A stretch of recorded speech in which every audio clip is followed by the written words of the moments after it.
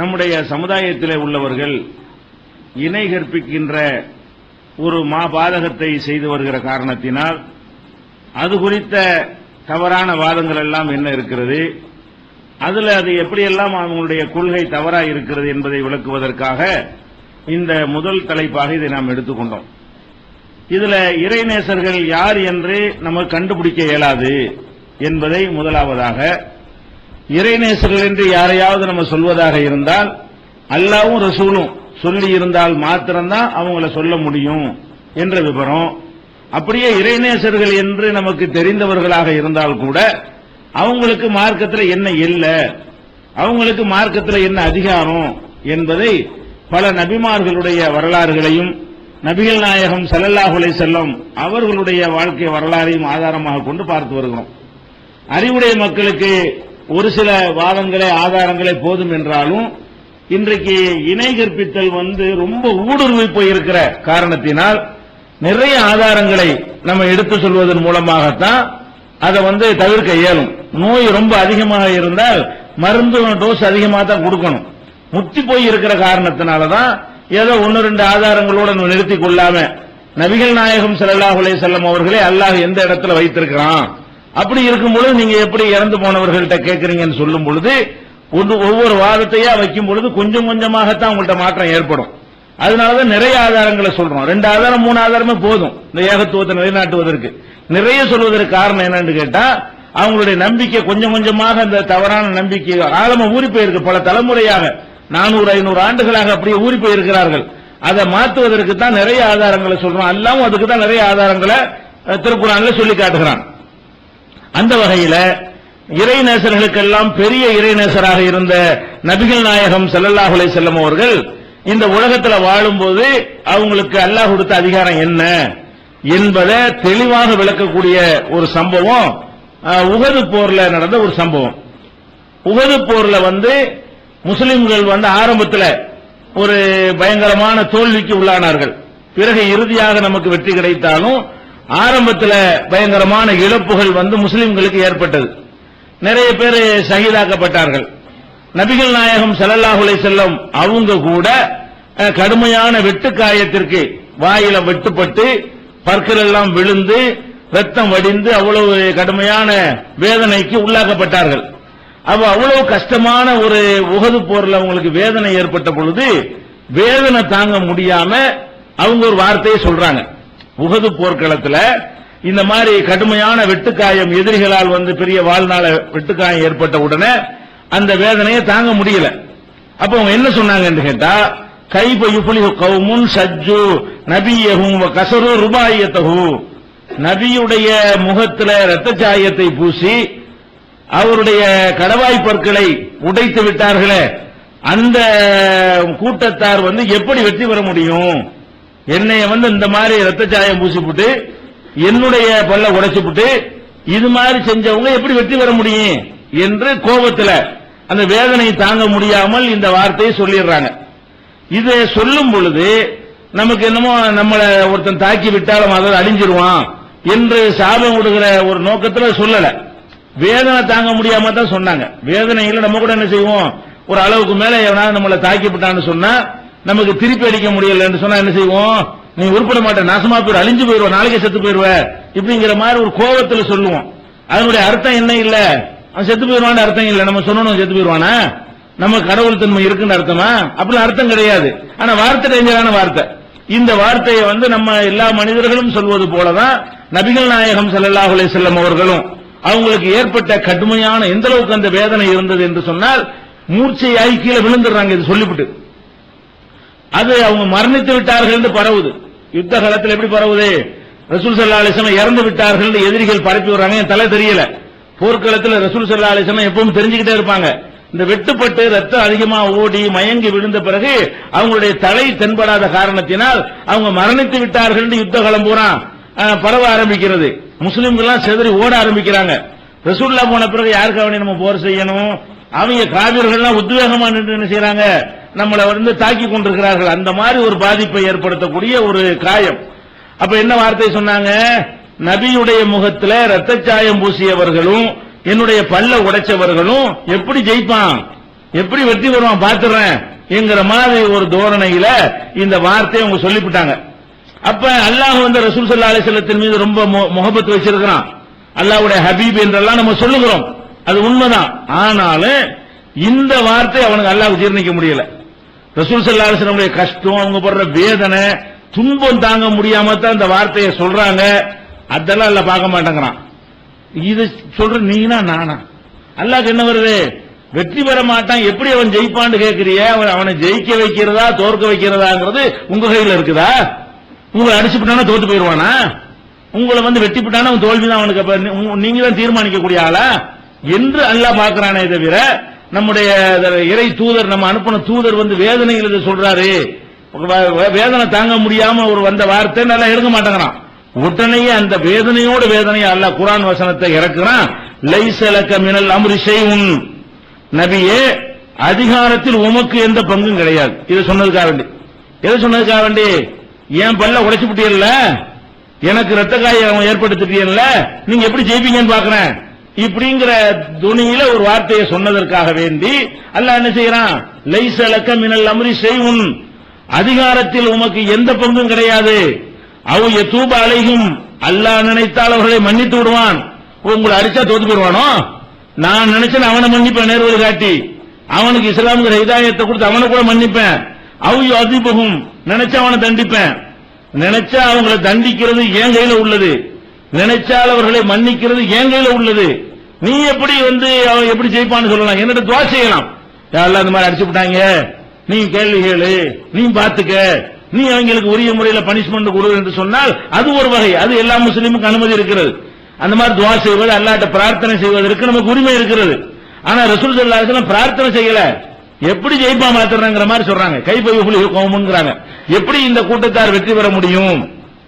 இந்த வார்த்தையை சொன்னதுக்காக வேண்டி அல்லாஹ் என்ன செய்யறான்? 3வது அத்தியாயத்துல 128வது வசனம், இதை எடுத்து பாருங்க. 3வது அத்தியாயத்தில் 128வது வசனத்தில் அல்லாஹ் சொல்றான், லைஸ லக மினல் அம்ரி ஷைஉன், அதிகாரத்தில் உமக்கு எந்த பங்கும் கிடையாது. ஒரு துரும்பளவுக்கு கூட உங்களுக்கு அதிகாரம் கிடையாது. உங்களை தாக்கியவர்களை நினைச்சா நான் மன்னிப்பேன், நினைச்சா நான் தண்டிப்பேன். அப்ப இத கூட சொல்லக்கூடாது. நம்ம எப்படி நம்ம அவங்க பிள்ளைய தருவாங்க, ரிசுக்கு தருவாங்க, மனநோயை போக்குவாங்க, நமக்கு நிம்மதியை தருவாங்க என்றெல்லாம் இந்த செத்து போன ஆட்களை வச்சு கொண்டாடி கொண்டிருக்கிறோமே, நபிகள் நாயகம் ஸல்லல்லாஹு அலைஹி வஸல்லம் கூட இந்த வார்த்தையை சொல்ல விட மாட்டேங்கிறான் அல்லாஹ். எப்படி இந்த ஆற்றலை, இந்த பவரை யார் யாருக்கு கொடுப்பான்? அவங்களுடைய கால் தூசிக்கு சமமில்லாத ஆட்களை எல்லாம் அவுலியாக்கள் நினைத்துக் கொண்டு நபிகள் நாயகம் ஸல்லல்லாஹு அலைஹி வஸல்லம் தூசிக்கு சமமாவார்களா இவர்கள்லாம்? இவர்கள் யார மகான்கள் அவுலியாக்கள் கொண்டாடுகிறார்களே, முதல் அவங்க அவுலியாக்கள் நமக்கு சொல்ல முடியுமா?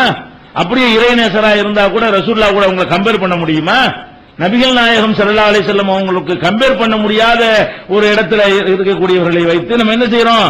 அவங்கள்ட்ட எல்லா விதமான ஹாஜத்துகளையும் முறையிடுறோம், நேர்ச்சை செய்யறோம், அங்க போய் படுத்து கிடக்கிறோம், அவங்களுடைய அடக்கஸ்தலத்தை போய் காபத்துல்லாவை தவாப் செய்யறது போல தவாப் செய்கிறோம். கோயில்களில் சாமிகளை வைத்து ஊர்வலம் விடுவதை போல நம்ம தேர்களில் வைத்து என்ன செய்யறோம்? சந்தன கூடுல வச்சு அவங்களுக்காக வேண்டி விழா நடத்தி கொண்டிருக்கிறோம். கடவுள் மாதிரி அவங்களை நினைத்து நம்ம வழிபட்டு கொண்டிருக்கிறோம். அப்ப இதை நினைத்து பார்க்க வேண்டாமா? நபிகள் நாயகம் ஸல்லல்லாஹு அலைஹி வஸல்லத்துக்கு இந்த ஒரு வார்த்தையை எல்லாம் பொறுக்க மாட்டேங்கிறான. அதுவும் வேதனையான நேரத்தில் இதைத்தானே கவனிப்பாங்க. ஒரு வேதனையில் ஒருத்தன் கூட குறை சொல்லிட்டா கூட நம்மளே கூட மன்னிச்சிருவோம். நம்மளே கூட ஒரு வீட்டில் கணவன் மனைவி இருக்கிறாங்க, கணவனுக்கோ மனைவிக்கோ தவிர்க்க தாங்க முடியாத ஒரு வழி, தாங்க முடியாத வேதனை இருக்குன்னு வைங்களேன், என்ன செய்யுது காதல கோவம் வரவனுக்கு. இவன் கடுமையான வேதனை துடிச்சுக்கிட்டு இருக்கிறான். பொண்டாட்டி போயிட்டு என்னங்க உங்களுக்கு செப்படி வேலை பார்த்துக்குமா? அவ கோவிக்க மாட்டா. ஏன் கோவிக்க மாட்டா? இவரு இந்த வேதனை தாங்க முடியாம சொல்றாரு, வேதனையினால் இந்த வார்த்தையை சொல்றாரு, அப்படித்தான் நினைத்துக் கொள்வான். மனைவிக்கு அது மாதிரி கடுமையான துன்பம் இருக்கும்போது இவன் போய் கேட்டான்னு வைங்க, அந்த நேரத்தில் பதில் சொல்லக்கூட முடியாத அளவுக்கு வேதனை அதிகமா இருந்தா அவ கடுப்பிடிச்சு ஏதாவது சொல்லித்தான் செய்வான். அதுக்காக இவன் வெறுத்துருவானா? சரி, வேதனை அவ்வளவு அதிகமா இருக்குது, அப்படித்தான் எடுத்துக்கொள்வோம். அல்ல அதை விட கருணையான அவன். ஆனா அவனுடைய ரைட்டுங்க விட மாட்டேங்கிறான். ரசூல் ஸல்லல்லாஹு அலைஹி வஸல்லம் வேதனையிலான இப்படி இது பண்றாங்க, ஆறுதல் தானே சொல்லணும். அப்படி நினைக்காம இந்த வார்த்தை நீ எப்படி சொல்ல போச்சு? ஏன் ரைட்ல நீ எப்படி கை வைக்க போச்சு? அவன் வெற்றி பெற மாட்டான்னு நீ எப்படி தீர்மானிக்க போச்சு? அதனால சொல்லணும், அவன் வெற்றி பெற மாட்டான்னு நான் தான் முடிவெடுப்பேன், வெற்றி பெறுவான்டா நான் தான் முடிவெடுப்பேன், உனக்கு வெற்றியை நான் தான் தீர்மானிப்பேன், உனக்கு தோல்வியை நான் தான் தீர்மானிப்பேன், இது நீ எப்படி தீர்மானிக்கிற என்று அல்லாஹ் கேட்கக்கூடியதை இது குர்ஆன்ல 3வது அத்தியாயம் 128வது வசனத்தில் நீங்க பார்க்கலாம். இந்த சம்பவம் முஸ்லிம் நூல்ல 3346வது ஹதீஸ்ல நீங்க பார்க்கலாம். இந்த சம்பவம் உஹது போர்க்களத்தில் வெட்டுப்பட்ட பொழுது இந்த வார்த்தையை ரசூல் ஸல்லல்லாஹு அலைஹி வஸல்லம் சொன்னார்கள். அப்பதான் இந்த வசனம் இறங்கியது. வசனம் மட்டும்தான் குர்ஆன்ல இருக்கும். இந்த வசனம் எப்ப இறங்குனதுங்கிறது இந்த ஹதீஸ்ல இருக்கும். குர்ஆன்ல என்ன இருக்கும்னா உங்களுக்கு அதிகாரத்தில் எந்த பங்கும் இல்லை, அவன் நினைத்தால் மன்னிப்பான், நினைத்தால் தண்டிப்பான்ங்கிறது மட்டும்தான் குர்ஆன்ல இருக்கும். அது எப்ப அல்லாஹ் சொன்னாங்கிறது எது கிடைக்கும்? ஹதீஸ்ல கிடைக்கும். அந்த ஹதீஸ்ல என்ன இருக்குன்னா முஸ்லிம்ல 3346ல இது உஹது போர் நேரத்தில் ரசூல் ஸல்லல்லாஹு அலைஹி வஸல்லம் வேதனை தாங்க முடியாமல் இப்படி சொன்ன காரணத்திற்காக அல்லாஹ் கடுமையான கோபத்தை வெளிப்படுத்துகிறான். அப்ப இதுல அல்லாஹ்வுக்கு பொறுக்கவே அவனுடைய இந்த ரைட்டை விட்டே கொடுக்க மாட்டான். ரசூலுல்லாஹ்வுக்கு விட்டு கொடுக்க மாட்டான், இப்ராஹிம் நபி விட்டு கொடுக்க மாட்டான், எந்த ஒரு அடியாருக்கு என்ன செய்ய மாட்டான். அவன் செய்ய வேண்டிய முடிவை யார் செஞ்சாலும் அவனுக்கு ஏற்றுக்கொள்ள இயலாது. அவனுக்கு அடிமையாகத்தான் எந்த தூதரா இருந்தாலும் இருக்கணுமே தவிர அவங்க ஒரு குட்டி எஜமானர்களாக அதில் உடன்படவே மாட்டான் என்பதற்கு இது ஒரு ஆதாரமாக இருக்கிறது. அதே மாதிரி நபிகள் நாயகம் ஸல்லல்லாஹு அலைஹி வஸல்லம் அவர்கள் இந்த ஏகத்துவ பிரச்சாரத்தை, இஸ்லாமிய பிரச்சாரத்தை அவங்க செய்த பொழுது அவங்களுக்கு ரொம்ப பக்கபலமா இருந்தவர் யாருன்னு கேட்டா அவங்க பெரிய வாப்பா தான். பெரிய தகப்பனார் இருக்காரு இல்லையா, அபூ தாலிப். இந்த அபூ தாலிப் தான் ரொம்ப பக்கபலமா இருந்தார். பக்கபலமா இருந்தது மட்டுமில்ல, எடுத்து வளர்த்தது அவர் தான். நபிகள் நாயகம் ஸல்லல்லாஹு அலைஹி வஸல்லம் அவர்கள் தாய் வயிற்றில் இருக்கும் பொழுது தந்தை இழந்துடுறாங்க. தகப்பனார அவங்க பார்த்தது கிடையாது. அனாதையாக இருக்கும் பொழுது பாட்டனார் எடுத்து வளர்க்கிறார். பாட்டனார் அப்துல் முத்தலிப் மரணிக்கும் பொழுது அப்ப சிறுவராக இருந்த ரசூல் ஸல்லல்லாஹு அலைஹி வஸல்லம் அவர்களை யார் எடுத்து வளர்க்கிறது என்று சொல்லி அவங்க பெரியாப்பா சித்தப்பாக்கள் மத்தியில போட்டி வரும் பொழுது அத அபூ தாலிப் என்ன செய்யறாரு, நான் என் தம்பி பிள்ளை எடுத்து நான் வளர்த்துக்கிறேன். அபூ தாலிப்னா அலியுடைய தகப்பனார், அலி ரலியல்லாஹு அன்ஹுடைய தகப்பனார் தான் யாரு, அபூ தாலிப். அப்ப அலி ரலியல்லாஹு அன்ஹுடைய தகப்பனார் அபூ தாலிப் என்ன பண்றாருன்னா எடுத்து வளர்க்கிறாரு. அண்ணன் தம்பியா ரெண்டு பேரும் வீட்டுல வளர்றாங்க. அவங்களுக்கு மகன் அலி இருந்தாலும் ரசூல் ஸல்லல்லாஹு அலைஹி வஸல்லம் எடுத்து என்ன செய்யறாரு, அவரு வளர்க்கிறார். அந்த மாதிரி வளர்த்து ஆளாக்கி வியாபாரத்தை கற்றுக் கொடுத்து அவங்கள ஒரு நிலைக்கு உண்டாக்கினதெல்லாம் யாரு, அபூ தாலிப் தான். அது போக அந்த சமூகத்துல இவங்க ரசூலுல்லாஹ்வுடைய குடும்பம் தான் உயர்ந்த குடும்பம். அந்த சமுதாய அமைப்புல குறைஷிகள் தான் ரொம்ப உயர்ந்த ஜாதியாக கருதப்பட்டார்கள். அதனுடைய முக்கியமான பிரமுகர் அபூ தாலிப். அவர் ஒரு முக்கியமான ஒரு லீடரா இருக்கிற காரணத்தினால ரசூல் ஸல்லல்லாஹு அலைஹி வஸல்லம் அவர்கள் மீது யாருமே கை வைக்கல. அவர் இருக்கிற வரைக்கும் ரசூலுல்லாஹ்வை ஏத்துக்கிட்டவங்கள தான் போட்டு அடிச்சாங்க. ரசூல் ஸல்லல்லாஹு அலைஹி வஸல்லம் ஏத்துக்கிட்ட சஹாபாக்களை தான் அடிச்சாங்க உதைச்சாங்களே தவிர ரசூல் ஸல்லல்லாஹு அலைஹி வஸல்லம் மீது கை வைப்பதற்கு பயந்தாங்க. ஏன், அபூ தாலிப் இருக்காரு, அவருக்கு தம்பி விட மாட்டாரு, அவர் ஒரு பெரிய பிரமுகரா இருக்காருன்னு பயந்து கொண்டு ரசூல் ஸல்லல்லாஹு அலைஹி வஸல்லம் மீது கை வைக்காமல் இருந்தார்கள். எப்ப ரசூலுல்லாஹ் மேலயும் கை வைக்க ஆரம்பிச்சது, ஊரை விட்டு விரட்டுறதுனா எப்ப திட்டம் போட்டாங்கன்னு கேட்டா இவர் மௌத்துக்கு பிறகுதான், அபூ தாலிப் இறந்த பிறகுதான் ரசூல் ஸல்லல்லாஹு அலைஹி வஸல்லம் மீதே கை வைக்கணுங்கிற தைரியம் அவர்களுக்கு வந்தது. அப்ப அந்த அளவுக்கு அபூ தாலிபுக்கு ரசூல் ஸல்லல்லாஹு அலைஹி வஸல்லம் ரொம்ப நன்றி கடன் பட்டிருக்காங்க. சின்ன வயசுல வளர்த்தவருங்கிறதுனாலையும் இந்த பிரச்சார பணியில் அவர் இஸ்லாத்தில் ஏற்றுக்கொள்ளாவிட்டால் கூட அவர் பக்கபலமா சப்போர்ட்டாக இருந்த ஒரு காரணத்தினாலையும் அவருக்கு அவர் ஒரு பாதுகாப்பான ஒரு நிலைமையில இருந்தாங்க. அவருடைய சக்ராத் மரண வேலை நெருங்குகிறது. அபூ தாலிபுடைய மரண வேலை நெருங்கும் பொழுது போய் என்ன செய்யறாங்க, அவர்கிட்ட அறிவுரை சொல்றாங்க. அவர் பெரிய முக்கியமான பிரமுகரா இருக்கிறதுனால அபூ ஜஹில் மாதிரி ஆட்கள்லாம் பக்கத்துல உட்கார்ந்துருக்காங்க. அவங்களும் இந்த மண்டையை போட்டுருவாருன்னு தெரிஞ்ச உட்கார்ந்துருப்பாங்கல்ல.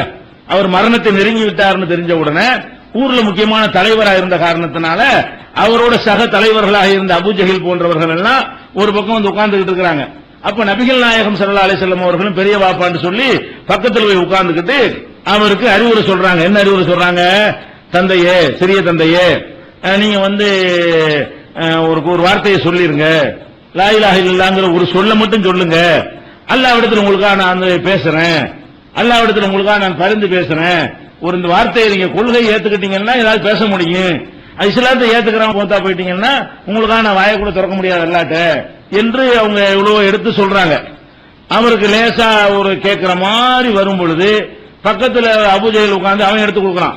அபூ தாலிப் மறந்துடாத, உங்க அப்பா எந்த வழியில மூத்தா போனாரு, உங்க பாட்டனார் எந்த வழியில மூத்தா போனாரு, உன் அப்பனும் பாட்டனும் செஞ்ச வழியை விட்டுட்டு புது வழிக்கு போயிடாத, அப்பன் பாட்டன் வழி உனக்கு வேணுமா, உன் புள்ள வழி வேணுமா என்று அவன் ஒரு பக்கம் ஓதுறான், ரசூல் ஸல்லல்லாஹு அலைஹி வஸல்லம் ஒரு பக்கம் ஓதுறாங்க. கடைசியில ரசூலுல்லாஹ்வுடைய எடுபடல. அதைத்தான் அவர் கேட்கிறாரு, என்ன செஞ்சாரு, நான் எங்க அப்பன் பாட்டன் வழியில மூத்தா போயிடுறேன், நான் அந்த கொள்கையில வற்புறுத்தாதப்பான்ட்டாரு. இவ்வளவுக்கும் சப்போர்ட்டா இருந்தவர் ரசூல் ஸல்லல்லாஹு அலைஹி வஸல்லம் இவ்வளவு பிரச்சாரம் செஞ்சும் கூட அவருக்கு என்ன செய்யல, இந்த கொள்கை உள்ளத்துல போகல. அப்ப அந்த வார்த்தையை சொன்ன ரசூலுல்லாஹ் சொன்னாங்க, லா அஸ்தக்பிரன்னலக மால முன்ஹு, இறைவன் தடுக்கவில்லை என்று சொன்னால் உமக்காக வேண்டி நான் வந்து பாவ மன்னிப்பு தேடுவேன் அல்லாட்ட, உமக்காக வேண்டி நான் பாவ மன்னிப்பு தேடுவேன், அல்லாஹ் தடுக்காம இருந்தா அப்படின்னு ஒரு வார்த்தையும் சொல்றாங்க. சொன்னவன அவர் இறந்து போயிட்டார். அந்த காபிராகவே இஸ்லாத்தை ஏற்றுக்கொள்ளாமலேயே மரணித்து விடுகிறார். மரணித்த உடனே நபி ஸல்லல்லாஹு அலைஹி வஸல்லம் அவர்கள் ரொம்ப கவலைப்படுறாங்க. என்ன கவலை? நம்ம யார் யாருக்கோ சொன்னோம், அவங்க எல்லாம் வந்துட்டாங்க, நம்மளோட நகமுஞ்சதையுமா இருந்து ஒரு வீட்டுல ஒன்னா வசிச்சு டெய்லி அவரை சந்திச்சு டெய்லி அவர்கிட்ட பேசி நம்முடைய எல்லா விஷயங்களையும் நன்கு அறிந்து வைத்திருந்து அவர் ஏத்துக்கிற மாட்டேன்ட்டாரு. நம்ம பெரிய வாப்பா வந்து ரொம்ப நல்லா இருந்திருக்குமே, அவரு இந்த மார்க்கத்தை ஏத்துக்கிறாம இறந்து போயிட்டாருன்னு சொல்லி நபி ஸல்லல்லாஹு அலைஹி வஸல்லம் வந்து ரொம்ப கவலைப்படுறாங்க. கவலைப்பட்ட உடனே 2 வசனம் அந்த நேரத்தில் எல்லாம் இறக்குறான். 2 மெசேஜ் அங்க வருது. 2 மெசேஜ் என்ன? நீ வந்து தூதரா அனுப்பப்பட்டிருக்கிற, தூதருடைய வேலை என்ன? சொல்ற வேலை தான். உள்ளத்துல கொண்டு சேர்க்கிற வேலை உனக்கா? நீங்க சொன்னவர் கேட்டுருவாரா? நீங்க சொல்லலாமே தவிர ஒருவர் நேர்வழிக்கு வருவாரா வரமாட்டாருங்கிறது நம்ம கையில உள்ளதுல. இதுக்கே மட்டும் கவலைப்படுற நீ? இன்னக்கலா தஹதி மன் அஹ்பப்த வலாக்கின் அல்லாஹ் யஹ்தி மன் யஷா. அல்ல, நீ நாடியவர்களுக்கு நேர்வழி காட்ட முடியாது. நீ யாரை விரும்புகிறாயோ அவருக்கெல்லாம் உனக்கு நேர்வழி காட்ட முடியாது. வலாக்கின் அல்லாஹ் யஹ்தி மன் யஷா. அல்லாஹ்வாகிய நான் தான் நாடியாளுக்கு நேர்வழி காட்டுவேன். உங்க பெரிய அப்பாவா இருக்கலாம், அவருக்கு நேர்வழி காட்ட மாட்டேன். உன்னை கொல்றதுக்கு ஒருத்தர் வருவார் உமரு, அவருக்கு நேர்வழி காட்டி போடுவேன். உள்ள வந்தவருக்கு நேர்வழி காட்டுவேன், சப்போர்ட்டா இருந்தவருக்கு நேர்வழி காட்ட மாட்டேன். அது என் கையில உள்ளது. இதுக்கு நீங்க கவலைப்படுற? என்னமோ உன் கையில ரைட் இருக்கிற மாதிரி இதுக்கு இந்த அழுது புலம்பிட்டு இருக்கிற. சொல்லுனியா கேட்கல, விட்டு போய் விட்டுரு, அவ்வளவு அதோட வேலை முடிஞ்சிருச்சு. அப்ப எவ்வளவு வார்த்தை எல்லாம் சொல்றான். நபி ஸல்லல்லாஹு அலைஹி வஸல்லம் அவர்கள் ரொம்ப அந்த அபூ தாலிபுடைய மரணம் குஃப்ர்ல மரணித்ததற்காக வேண்டி, அவர் இஸ்லாத்தை ஏற்றுக்கொள்ளாமல் மரணித்ததற்காக வேண்டி கவலைப்படும் பொழுதுதான் இந்த வசனத்தை அல்லாஹ் இறக்குறான். இந்த வசனம் 28வது சூராவுல 56வது வசனம் இது. இந்த வசனத்தை அல்லாஹ் இறக்குறான். எப்படி? இன்னகலா தஹதி மன் அஹ்பப்த வலாக்கின் அல்லாஹ் யஹ்தி மன் யஷா. நீ நினைத்தவர்க்கெல்லாம் நேர்வழி காட்ட உனக்கு முடியாது. நான் யாரு நினைக்கிறோன்னா அவனுக்கு நான் நேர்வழி காட்டுவேன். நம்ம ரைட், அது நம்ம அதிகாரம். அதுல வந்து நீ போட்டு கையில் எடுக்க முடியாதுன்னு அதை கண்டிக்கிறான். அடுத்து என்ன செய்யறான்னு கேட்டா, பெரியப்பா ஒரு வாக்குறுதி கொடுத்தாங்கல்ல, அல்லாஹ் தடுக்கலைன்னா உனக்கு பாவ மன்னிப்பு தேடுவேன். அதுக்கு அல்லாஹ் கோபம் வருது. அது என்ன தடுக்க? ஏற்கனவே தடுத்தானே வச்சிருக்கிறேன். அதாவது அல்லாஹ்வை ஏத்துக்கலன்னா பாவ மன்னிப்பு கேட்க கூடாது. இப்ராஹிம் நபிக்கே தடுத்து வச்சிருக்கிறேன். அப்புறம் எப்படி நீங்க பெரியாப்பாக்கு போய் பாவ மன்னிப்பு தருவேன்னு சொல்லுவ? அதுக்கு ஒரு வசனம், மாக்கானலின் நபி உள்ளதீன ஆமனு ஐ யஸ்தக்ஃபிருல் முஷ்ரிக்கீன வலவ் கான உலி குர்பா. நபியாக இருந்தாலும் மூமின்களாக இருந்தாலும் இணை கற்பித்தவர்களுக்கு பாவ மன்னிப்பு தேடுவது அனுமதி கிடையாது. எவ்வளவு நெருங்கிய உறவினராக இருந்தாலும் சரி, எவ்வளவு காணும் உலிய குர்பா, எவ்வளவு நெருங்கிய சொந்தக்காரங்களா இருந்தாலும் சரியே, நீங்க பாவ மன்னிப்பு தேடுறதா இருந்தா அல்லாஹ்வுக்கு இணை கற்பிக்காம இருக்கணும். அவர் அல்லாஹ்வுக்கு ஷிர்க் வைத்தவராக இருப்பாரேயானால், அல்லாஹ்வை ஏத்துக்கிட்டு மற்றவங்களையும் ஏத்துக்கிட்டு இருப்பாரேயானால் அவருக்காக வேண்டி நீங்க பாவ மன்னிப்பு தேட முடியாது. உங்களுக்கு மன்னிப்பு இல்ல, என்ன மன்னிக்க மாட்டேன்னு நல்லா தெளிவா சொல்லிட்டான். இன்னல்லாஹ லா யக்ஃபிரு அன் யுஷ்ரக பிஹி. தனக்கு இணை கற்பிக்கப்படுவதை அல்லாஹ் மன்னிக்க மாட்டான். வ யக்ஃபிரு மா தூன ذلك லிமன் யஷா. இதை தவிர மற்ற பாவங்களை தான் நாடியவர்களுக்கு மன்னிப்பான்னு குர்ஆன்ல டிக்ளேர் பண்ணி இருக்கும் பொழுது, இப்ராஹிம் நபிக்கே வாப்பாவுக்கு மன்னிப்பு கேட்டது எல்லாம் வந்து கண்டிச்சு இருக்கும் பொழுது, நீங்க எப்படி உங்க பெரியாப்பாக்கு மன்னிப்பு கேட்பீங்க? அதையும் நிறுத்திக்கணும் பாத்துக்கிறேன்.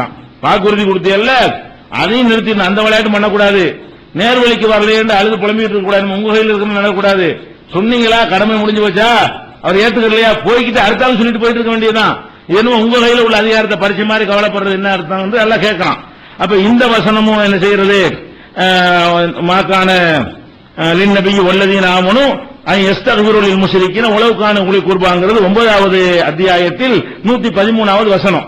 அதாவது இணை கற்பிக்கிறவங்களுக்கு பாவ மன்னிப்பு தரக்கூடாது. இந்த ஒரு சம்பவத்தை ஒட்டி இந்த 2 வசனம் இறங்கியது. இந்த விவரத்தை நீங்க புகாரியில 3346வது ஹதீஸ்ல நீங்க பார்க்கலாம். இந்த சம்பவத்தை எல்லாம் முழுசா புகாரில விளக்கி இந்த 2 வசனமும் இதற்குத்தான் இறங்கியது என்ற விவரத்தையும் அந்த ஹதீஸில் சொல்லப்படுவதை பார்க்கலாம். இது எதுல இருந்து எதுக்கு இந்த சம்பவத்தை அல்லாஹ் சொல்றான், எதுக்காக இந்த கண்டனத்தை பதிவு செய்யறான், எதுக்காக இந்த செய்தி நபி ஸல்லல்லாஹு அலைஹி வஸல்லம் வரலாற்று செய்தி ஹதீஸ் நூல்ல பதிவு செய்யப்பட்டு அல்லாஹ் காப்பாத்தி வச்சிருக்கிறான். சிந்திச்சு பார்க்கணுமா இல்லையா? அப்ப அல்லாஹ்வுடைய ரசூலுக்கு இந்த பவர் இல்லையே. இவங்க என்னென்னமோ சேகங்கிறான், முரீதுங்கிறான், அவன் வந்துகிட்ட பார்த்தாலேயே நமக்கு நேர்வழி கிடைச்சிருமுங்கிறான். பெரியார் போய் பார்த்தவர் நமக்கு ஒரு அறிவுரை சொன்னார்னா அப்படி உள்ளத்துல போயிருமா. அது நமக்கு பயான்கள்லாம் சாதாரண பயான்லாம் எடுபடாதான், ஷேகுன்னு இருப்பாங்களாம். அவங்கள்ட்ட போய் கையை அடிச்சு ஒரு உறுதிமொழி கொடுத்தோம்னா பவர் ஏத்திடுவாங்களாம். அந்த பவர் ஏத்தணும் நமக்கு நேர்வழி கிடைச்சிருன்னு சொல்லி முறிதெல்லாம் வாங்குறாங்களே. அப்ப ரசூலுல்லாஹ் போய் எவ்வளவு பவர் ஏத்தி பாக்குறாங்க, பெரிய வாப்பாக்கு ஏத்தி பாக்குறாங்க, பவர் ஏற மாட்டேங்குது. பெரிய வாப்பாவுக்கு ரொம்ப நன்றி கடன் பட்டிருக்கிறாங்க. அவங்களுக்கு போய் எவ்வளவுக்கு சொல்லணுமோ சொல்லி சொல்லி சொல்லி பாக்குறாங்க.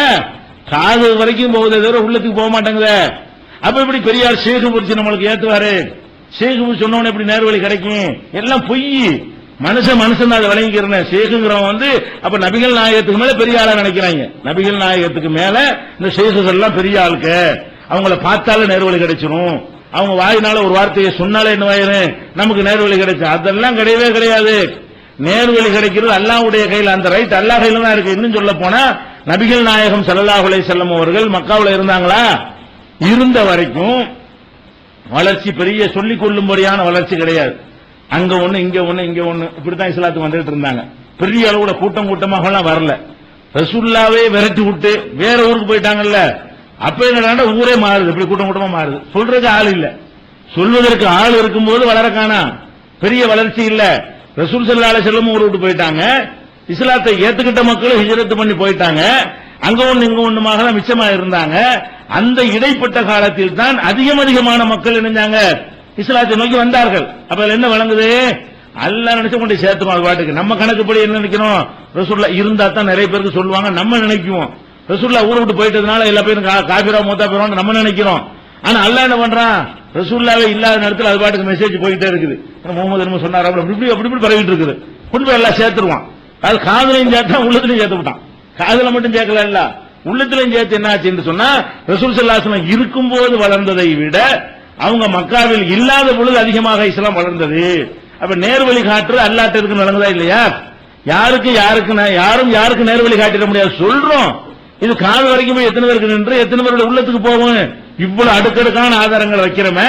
நீங்க போய் சில பேருக்கு இந்த குர்ஆனை எடுத்தே காட்டுங்களேன், ஏத்துக்கிற மாட்டான். அல்லாஹ் சீல் வச்சுட்டா என்ன பண்றது? அல்லாஹ் சீல் அடிச்சிருப்பான் சில பேருக்கு. சில பேருக்கு என்ன செய்வான்? அல்லாஹ் சொன்னா நம்ம கேட்டுதான் ஆகணும். அல்லாஹ்வுல சொல்றான், குர்ஆன் ஆயத்துல எடுத்து காட்டுறாங்கன்னு சொல்லி அல்லாஹ் யாருக்கு நேர்வழி காட்ட நினைக்கிறானோ அவங்களுக்கு போகுமே தவிர இவ்வளவு ஆதாரங்களையும் காட்டிட்டு மறுக்கணும் இருக்குதானே செய்யறான். இவ்வளவு ஆதாரங்களை பார்த்துப்பட்டு கூட அதெல்லாம் இருக்கட்டும்ப்பா, எங்க வாப்பா சொன்னா சரியா இருக்கு, நாங்க எங்க வழிமுறை விட மாட்டோம்னு சொல்றானா இல்லையா? அது ஏன் அப்படி சொல்றான்னா அதுக்கு நம்ம தவற தேவையில்லை, நம்ம வெப்சைட் அவசியமே கிடையாது. நம்ம சொல்லிவிட்டோம், அல்லாஹ் நாடல் அவ்வளவுதான். அல்லாஹ் நாடுனா நேர்வழிக்கு வரும், வராட்டி போயிட்டு இப்படிதான் நினைத்துக் கொள்ள வேண்டும். அதுக்கு இந்த அபூ தாலிபுடைய சம்பவமும் இதுக்கு ஒரு பெரிய உதாரணமாக இருக்கிறது. அதே மாதிரி அவர் பெரியாப்பா விட்டுருங்க, ஒவ்வொரு மனிதனும் அவருடைய தாய் தந்தையர் மேல எல்லாருக்கும் பாசம் இருக்குமா இல்லையா? நல்ல மனிதர்களுக்கு பாசம் இருக்கும், கெட்ட மனிதனுக்கு வேண்டாம் பாசம் இல்லாம இருக்கும். தாய் தந்தையர் அடிச்சு விரட்டவன்லாம் இருப்பான். நல்ல ஒரு மனிதனாக இருந்தா என்ன செய்வான்? தகப்பனார் மேல பாசமா இருப்பான், தாயார் மேல பாசமா இருப்பான். அவங்களுடைய துன்யாவிலே அவங்க நல்லா இருப்பதற்கு ஆசைப்படுவான். அவங்க மரணித்து விட்டார்கள் சொன்னா மறுமையில அவங்க நல்லா இருக்கணும் என்பதற்கு நம்ம ஏதாவது செய்ய முடியுமா என்று ஒரு மனிதன் சிந்திப்பான். சரியான பிள்ளையாக இருப்பானே ஆனால் தாய் தகப்பனுக்கு இப்படி நினைப்பான். இப்ப நபிகள் நாயகம் ஸல்லல்லாஹு அலைஹி வஸல்லம் அவர்கள் தகப்பனாரை பார்த்தது கிடையாது. வயிற்றுல இருக்கும், தாய் வயிற்றுல இருக்கும்போது இறந்துட்டதுனால தகப்பனாரை பார்த்தது இல்ல. தாயாரும் சின்ன வயசுல நினைச்சிட்டாங்க, இறந்துட்டதுனால தாயாருடைய முகம் கூட அவங்களுக்கு சொல்ல முடியாத வயசுல இறந்து போயிட்டாங்க. அப்ப ஆனாலும் தாய் தந்தையர் மேல அவங்களுக்கு ஒரு பாசம் இருந்தது. பாசம் இருந்து என்ன பண்றாங்கன்னு கேட்டா, அந்த மதீனாவுக்கு பிரயாணம் பண்ணி போகும் பொழுது அவங்க தாயார் எந்த இடத்துல இறந்தாங்களோ அப்ப ஒரு இடத்துல தான் இறந்து போறாங்க. அந்த இடத்தை கடந்து போகும் பொழுது அல்லாஹ்ட்ட அனுமதி கேட்கிறாங்க. என்ன அனுமதி கேட்கிறாங்க? அல்லாஹ் அந்த இடத்துல எங்க அம்மா மூத்தா போனாங்க, இந்த சின்ன வயசுல அது மூத்தா போனது உங்களுக்கு பதிஞ்சு இருக்கிறது. இந்த இடத்துல வச்சுதான் என்னுடைய தாயார் மரணித்துட்டாங்க, அவங்களுக்காக வேண்டி பாவ மன்னிப்பு கேட்கணும். அவங்க இஸ்லாத்தை ஏத்துக்கிறாம நான் நபியாவதுக்கு முந்தைய மூத்தா போயிட்டாங்க, அவங்க சரியான கொள்கையில் இருந்திருக்க மாட்டாங்க, அதனால இறைவா அவங்களுக்கு நான் பாவ மன்னிப்பு கேட்கலாமா நான் பர்மிஷன் கேட்கறாங்க. உடனே கேட்டவும் இல்ல. அல்லாஹ் என்ன முடிவு இருக்கான்னு சொல்ல முடியாது இல்லையா? பெத்த தாய்ங்கிறதுக்காக வேண்டி சலுகை கொடுக்க மாட்டான்னு நினைத்து கொண்டு என்ன செய்யறாங்க? அல்லாஹ் இடத்துல கேட்கறாங்க, யா அல்லாஹ் என்னுடைய தாயாருக்கு நான் பாவ மன்னிப்பு கேட்கணும் உங்ககிட்ட, அவங்க பாவத்தை மன்னிச்சிருன்னு சொல்லி நான் துஆ செய்யலாமா என்று அல்லாஹ்ட்ட கேட்கறாங்க. அல்லாஹ் மறுத்துறான், அதெல்லாம் கூடாது. ஏன்? அவங்க இணை ஏற்பிக்கக்கூடியவர்களா இறந்திருக்கிறாங்க, அப்படி உங்க அம்மா இருந்து எனக்கு என்னன்றாங்க.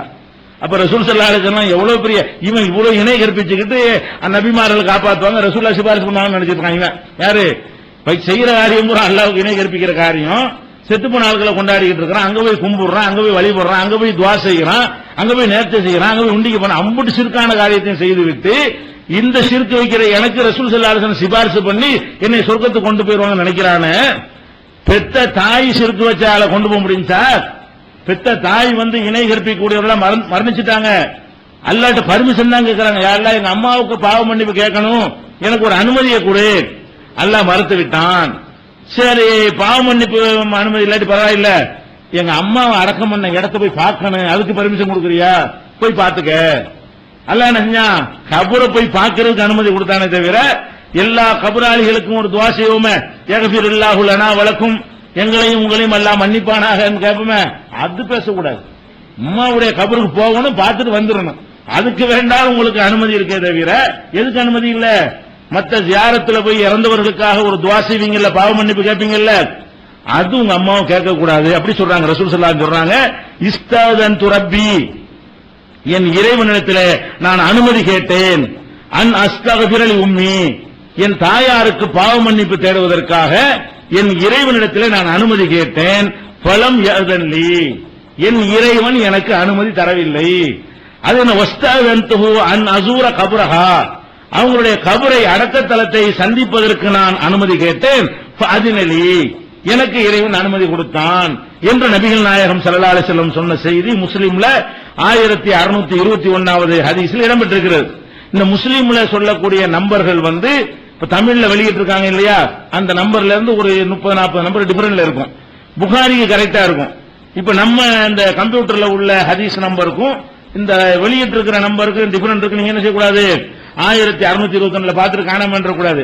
ஒரு 10-30 ஹதீஸ் முன்ன பின்ன என்ன செய்யுங்க, நம்பரு 2 ஹதீஸ் ஒரு நம்பரா போட்டுருவாங்க சமயங்கள்ல. அந்த மாதிரி வர்றதுனால இப்ப நம்ம முஸ்லீமுக்கு சொல்ற நம்பர் மட்டும் உங்களுக்கு நம்ம சொல்ற நம்பருக்கும் இப்ப தமிழ்ல வெளியிட்டு இருக்காங்கல்ல ஒரு நிறுவனம், அந்த நம்பருக்கு வித்தியாசம் இருக்கும். மத்த புகாரிக்கு சொல்றது மத்த திருமதிக்கு சொல்றதெல்லாம் கரெக்டா இருக்கும். இந்த இதுல மட்டும் அவங்க தமிழ்ல தப்பு பண்ணிட்டாங்க. நம்பர் ஏதோ ரேரான ஒரு எடிஷனுடைய நம்பரை போட்டு வெளியிட்டாங்க. அறிமுகமான மக்களுக்கு தெரிஞ்ச ஒரு எடிஷனுடைய நம்பர் அவங்க வெளியிடல.